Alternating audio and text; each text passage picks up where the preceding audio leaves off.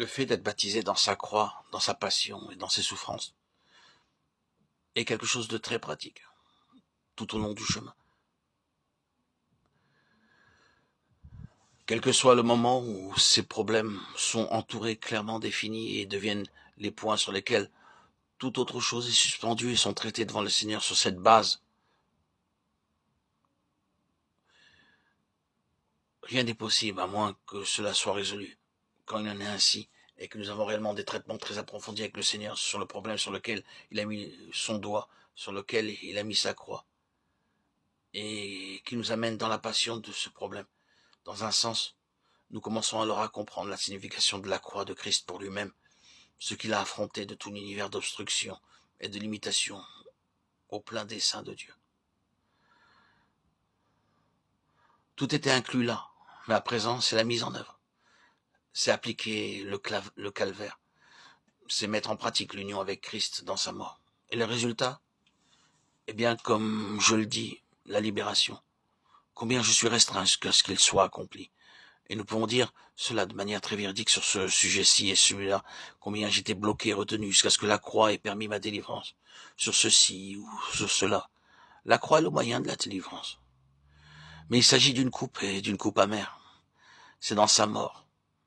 Je pense que si nous pouvions saisir ce qui est en train d'être dit, nous comprendrions quelque chose de terrible. Quelle chose terrible fut la mort de Christ pour lui.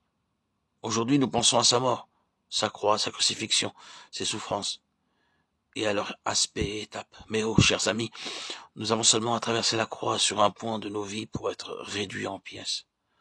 Un point, notre orgueil. Ce n'est juste un aspect, quelque chose dans notre vie qui n'est pas à la croix, qui n'est pas réellement crucifié. L'épreuve de cette chose est suffisante pour tout simplement nous dévaster.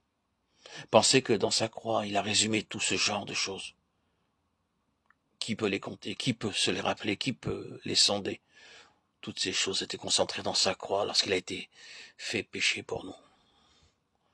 Combien sa croix a dû être terrible, considérée d'un point de vue spirituel, la signification spirituelle de sa croix.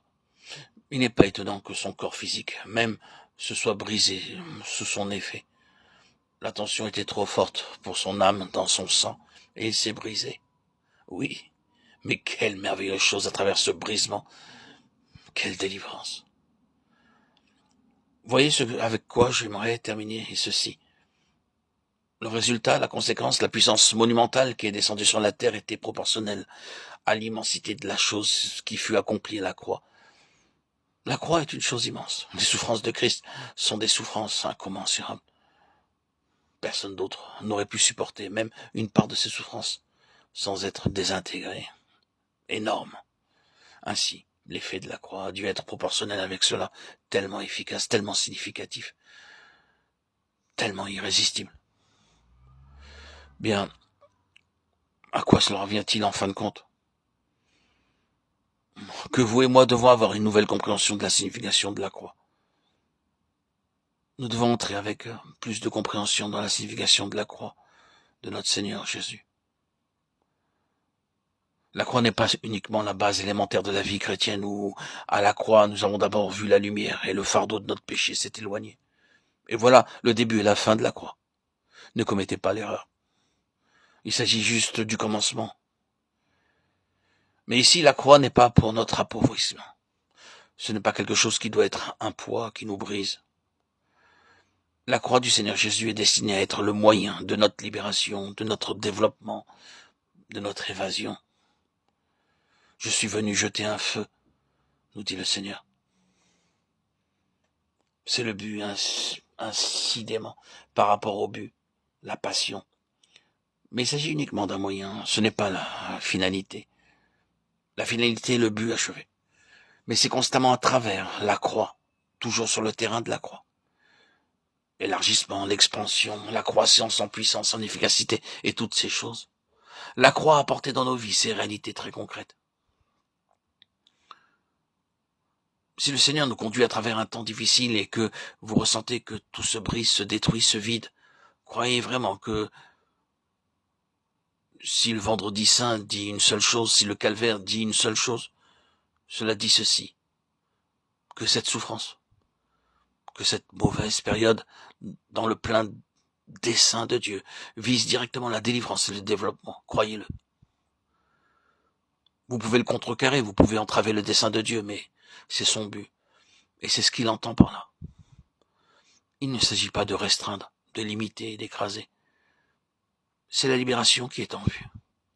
C'est l'élargissement. Combien je suis restreint jusqu'à ce qu'il soit accompli. Nous pouvons tous dire à propos de cette chose et de cette autre-là, combien je suis restreint jusqu'à ce qu'elle soit achevée.